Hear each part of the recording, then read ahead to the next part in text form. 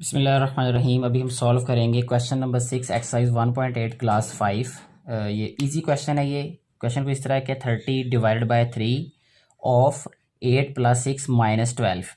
इसमें जो है वो सबसे पहले हमने डिवाइड को सॉल्व करना है। उसकी वजह ये कि ये ब्रैकेट के अंदर लिखा हुआ है। इससे पहले जो है वो थोड़ा सा हम रिवाइज कर लेते हैं।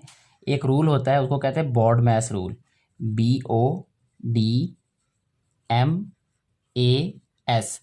ये बी ब्रैकेट को शो करता है, यानी ये वाली ब्रैकेट को। ये वाला ओ जो है ये ऑफ को शो करता है, यानी ये वाला ऑफ है। यानी इसको हम मल्टीप्लाई ही कंसिडर करते हैं जब क्वेश्चन को सॉल्व करेंगे, लेकिन ये लिखा ऑफ ही जाता है ये, ठीक है।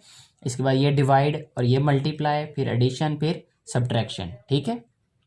ये वाला जो मल्टीप्लाई है ये डिवाइड के बाद में सॉल्व होता है, लेकिन ये जो ऑफ है ये पहले सॉल्व होता है। बस इतना फ़र्क है इसमें।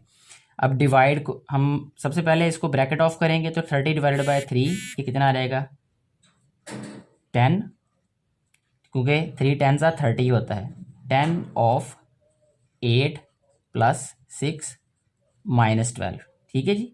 अब ये हो जाएगा 10 8 80 + 6 - 12।